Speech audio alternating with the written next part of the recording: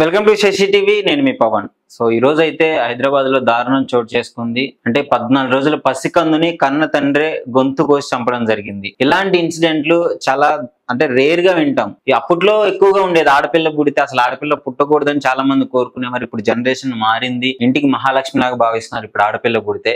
అంటే ఈ రోజుల్లో కూడా ఇలాంటి ఘటనలు వినడం అనేది చాలా బాధాకరం. ఎక్కడో కాదు, హైదరాబాద్ లోని గోల్కొండ పోలీస్ స్టేషన్ లోనే జరిగింది. పోలీస్ స్టేషన్ పరిధిలో జరిగింది. అసలు ఎందుకు ఈ విధంగా చేశాడు ఏంటి అనేసి వివరాల్లోకి వెళ్తే, ఫస్ట్ అయితే అసలు ఈ సంఘటన విన్న తర్వాత ఎలా అనిపిస్తుంది, మీకు ఎలా అనిపిస్తుంది? జింత, నీకు ఎలా అనిపిస్తుంది? ఒక ఆడపిల్ల అని చెప్పేసి గొంతు కోసి చంపడం జరిగింది తండ్రి. ఇలాంటివి చాలా ముందు ఏదో పాత కాలంలో ఆడపిల్ల పుట్టగానే చంపేయడము, లేదా ఇక్కడ వదిలేసి రావడం, డస్ట్బిన్ లో పడేయడం, ఇలాంటివి మనం చూసాము, చాలా దగ్గర చూసాము, జరిగింది. అప్పట్లో ఈ అమ్మాయిలు పుట్టారని చెప్పి అసలు గొంతు కోసి చంపేసి అంత క్రూరమైన వాళ్ళ ఫాదర్, అంత క్రూరమైన మనిషి అంటేనే నాకు అసలు చాలా విచిత్రంగా ఉంది.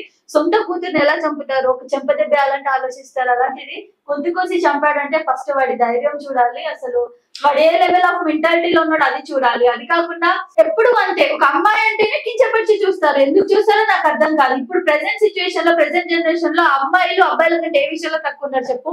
వర్క్ చేసుకుంటున్నారు, ఇండిపెండెంట్ గా ఉన్నారు. ఎప్పుడు కూడా అమ్మ నాన్నకి బరువు అవ్వట్లేదు. అమ్మాయిలు వాళ్ళే సంపాదించుకున్నారు, వాళ్ళే ఉంటున్నారు. అన్ని విషయాల్లో ఎప్పుడు డిపెండ్ అయి ఉండట్లేదు. ఎక్కడో ఉంటుంటారు, బయటికి వెళ్ళే స్కోప్ లేదు, ఎక్కువ బయట పనిచేసే స్కోప్ లేదు అన్న వాళ్ళు అమ్మ నాన్నపై డిపెండ్ అయ్యారేమో. కానీ ఏ విషయంలో ఎక్కడ తక్కువ ఉన్నారు అమ్మాయిలు చెప్పు? సో అదే ఇప్పుడు అంటే ఒకప్పుడు ఆడపిల్లల్ని కించపరిచే విధంగా చూసేవాళ్ళు, పనికిరాని విధంగా మాట్లాడేవాళ్ళు. అంటే అప్పుడు వాళ్ళకి ఉండే హక్కులు కానీ తక్కువ, అన్ని వాళ్ళని అసలు ఇంట్లో వంటింటికి పరిమితం చేసేవాళ్ళు. ఇప్పుడు అన్ని రంగాల్లో అబ్బాయిల కంటే ఎక్కువ సాధించడం కూడా జరుగుతుంది చాలా వాటికి. అంటే అన్నిట్లలో ఓటకు వచ్చిన కానీ నుంచి వాళ్ళు మంచిగా, వాళ్ళకు కూడా ప్రిఫరెన్స్ ఉంది. సో ఇప్పుడు ఎందుకు జరిగిందంటే అసలు చేసిన దరిద్రుడు ఎవడంటే వాడు నేపాల్ నుంచి వచ్చాడు ఇక్కడికి. ఏదో పని చేసుకుంటానికే వస్తారు కదా. సో ఆ విధంగా వాళ్ళ ఫ్యామిలీ అంతా వచ్చేసింది. సో వచ్చిన తర్వాత ఏమవుంది, వాడికి ఫస్ట్ ఆడపిల్లే, సెకండ్ ఆడపిల్లే, మళ్ళీ ఆడపిల్లే అంట. ఇప్పుడు ఆ పిల్లలు పుట్టాలి, అబ్బాయి పుట్టాలి, అమ్మాయి పుట్టాలి అనేది ఎవరి చేతిలో ఉంటుంది కదా. సరే, ఇంత దరిద్రుడికి కనీసం ఈ కామన్ సెన్స్ లేకుండా లిటరల్లీ సైంటిఫిక్ గా చూసుకుంటే ఒక అబ్బాయి చేతిలోనే ఉంటుంది. అసలు అమ్మాయి పుట్టాలి, అబ్బాయి పుట్టాలి, వాట్ ఎవర్ ఇట్ ఈస్. అలాంటిది చదువుకోండ్రా నాయన అంటే ఈ పనులు చేసే మందికి ఏం తెలుసు. చాలా మంది ఇప్పుడు ఇన్స్పైర్ అయ్యారు. ఇంకంటే ఎంత పని చేసినా గానీ, ఎంత తాగుబోతైనా, పచ్చి క్రూరుడైనా గానీ కన్న పిల్లల్ని ఎంత బాగా చూసుకుంటారు ఈ రోజుల్లో. వాడు తాగేసి గొంతు కోసి చంపేశాడంట ఆడపిల్ల అని చెప్పేసి. 14 రోజులు పసికందు. అంటే బిహేవియర్ గురించి కూడా చాలా మాట్లాడుతున్నారు. వైఫ్ ని కొడుతూ ఉండేవాడు అంటే ఈ తాగుడు ఉంది కదా, దీని వల్లే మొత్తం. తాగిన తర్వాత మత్తెక్కిది, తాగిన తర్వాత పిచ్చిగా చేస్తుంటారు కదా. సో ఈ మత్తులోనే వాడికి ఆడపిల్లలు పుట్టారన్న కోపంతో వెళ్ళేసి కోసాడు. కోసిన తర్వాత గొంతుకు చంపేశాడు. అయిపోయింది. పాప కనపడట్లేదు అని చెప్పేసి కంప్లైంట్ ఇచ్చి ఆరాధిస్తే లాస్ట్ కి తెలిసింది ఏంటంటే నేనే చంపేశా అని చెప్పేసి ఒప్పుకున్నాడు. సో వీడికి కూడా కఠిన శిక్షలు వేయాలి. ఇలాంటి వాళ్ళకి ఇది చిన్న ఇన్సిడెంట్ లాగా చూడొద్దు మనం. ఎందుకంటే తాగిన తర్వాత ఈ విధంగా చేస్తున్నారు చాలా మంది. తాగుడికి బానిసలు ఏం చేస్తున్నారో కూడా అర్థం కావట్లేదు. పాపం వాళ్ళ కన్న తల్లి ఆవేదన ఎట్టి పేరు చెప్పు. ఎంత ఆడపిల్లలైనా సరే కన్న తల్లి ఖచ్చితంగా కష్టపడి అనే చూసుకోగలుగుతుంది. 9 నెలలు మోసిన తర్వాత ఫీలింగ్ ఉంటది. అండ్ ఎప్పుడు అమ్మ అనేది పార్షాలిటీ చేయదు. నా కొడుకు పుట్టాలి, నాకు కూతురు పుట్టాలి అని చెప్పి. ఎందుకు బాయ్స్ కి అలాంటి మెంటాలిటీ ఉంటుందో నాకు అర్థం కాదు. ఎప్పుడైనా నువ్వు విన్నావా కన్న తల్లి వెళ్ళి కూతుర్ని చంపేసింది, డస్ట్బిన్ లో వేసేసిందని? ఎప్పుడు ఈ నాన్నలే చేస్తారు. నాన్నలే కదా, అబ్బాయి అంటే చాలా వాటికి విన్నాము ఇలాంటి ఇన్సిడెంట్లు కూడా. చెత్త కుప్పలో పడేశారు అంటే కన్న తల్లి దారుణానికి. అసలు తల్లి చేసిందా తండ్రి చేసిందా పక్కన పెడితే, ఒక నిండు ప్రాణాన్ని అంత కష్టపడి ఈ లోకానికి వచ్చిన తర్వాత ఎలా చంపబుద్ధి అవుతుంది వీళ్ళకి పెంచడం చేత కాకపోతే. చాలా అనాథాశ్రమాలు ఉన్నాయి.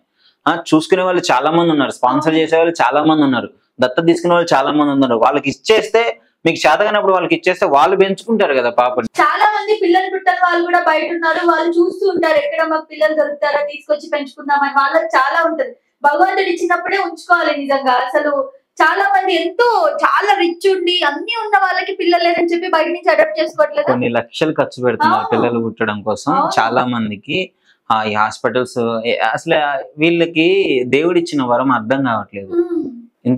ఇలాంటి వాడిని అయితే పోలీసులు అయితే అదుపులోకి తీసుకున్నాడు క్లియర్లీ. ఆ దరిద్రుడి పేరు జగత్. అసలు ఆ పేరు చెప్పడానికి నాకు చండాలంగా ఉంది. మీకు అంతుంటే మీరు పెంచుకోలేరు సాదుకోలేరు అని అనుకుంటే చంపేయకండి. ఎందుకంటే మీకు ఒక మనిషి ఒక ప్రాణం తీసేంత మీకు ఎవరు అధికారాలు ఇవ్వలేదు కాబట్టి మీరు ఆర్ఫనైజ్ లోనో ఇంకెక్కడోనో వదిలేసేయండి, అయిపోతుంది. మీరు చంపడం ఎందుకు? చంపే అధికారం ఎవరు ఇచ్చారు అని నేను చెప్తున్నాను. వాడిని కూడా చంపేయాలి నిజంగా. సో చట్టము మరి వాడికి ఏ శిక్ష వేసినా గానీ కఠినంగా శిక్షించాలి. అది ఇంకో 10 మందికి అంటే భయపడే విధంగా ఉండాలి. ఏది జరిగినా గానీ మనకు చట్టం ఉంది, ఇలాంటి ఇన్సిడెంట్లు జరగకుండా ఉంటాయి అని చెప్పేసి దాని మీద ఒక నమ్మకం కలగాలి అందరికీ. అంటే ఎక్కడి నుంచో వచ్చి ఇక్కడ పని చేసుకోవడానికి వచ్చి వాడికి విలువ తెలుసు, కష్టం విలువ తెలుసు, ఇంట్లో వాళ్ళ పరిస్థితులు తెలుసు. అయినా గానీ ఈ విధంగా ఒక ఆడపిల్లని చంపడం అనేది ఖచ్చితంగా ఈ మద్యం మత్తులో చేసిందే గానీ, అంటే మద్యమైనా గానీ ఇప్పుడు చేసింది వాడేగా. ఇష్టం వచ్చినట్టు తాగి ఆడు నేపాల్ వాళ్ళని ఇక్కడికి రానిచ్చి, సో ఎంత చూసుకున్నా పాప మా పసికంద అయితే ఇప్పుడు ఇక్కడ ఈ లోకంలో లేదు, చనిపోయింది. ఆ తల్లి ఆవేదన ఎట్లుంటుందో చూసుకోవాలి. ఇంకా పాపం మా తల్లి కన్నీరు మున్నీరై ఏడ్చడం జరుగుతుంది. సరే ఎంత ఆడపిల్ల అయినా కానీ తండ్రికి భారం కావచ్చు కానీ తల్లికి ఎప్పుడూ భారం కాదు. తను ఈ 10 ఇళ్లలో పాచి పని చేసుకునైనా బిడ్డల్ని కష్టపడి చదివించుకుంది. నా కూతుర్లు కానీ నా కొడుకులు కానీ ఈ విధంగా కావద్దని చెప్పేసి చేసుకుంది. అసలు ఇండియన్ కల్చర్ లోనే ఈ విధంగా లేదు. ఈ మధ్య ఇలాంటి కొంతమంది రాక్షసుల్లాగా బిహేవ్ చేయడం వల్ల ఇట్లా తయారవుతుంది. సో ముఖ్యంగా చట్టం పరంగా అయితే చాలా మంది నెటిజన్స్ కూడా కోరుకుంటున్నారు వాడికి కఠిన శిక్షలు వేయాలి, డెఫినెట్లీ వాడికి కఠిన కారాగార శిక్షలు పడాలి, ఇలాంటి చాలా మందికి ఇన్స్పిరేషన్ గా ఉండాలి, ఈ విధంగా చేయకూడదు అని చెప్పేసి చాలా మంది బయట పిల్లల్ని పడేయడము.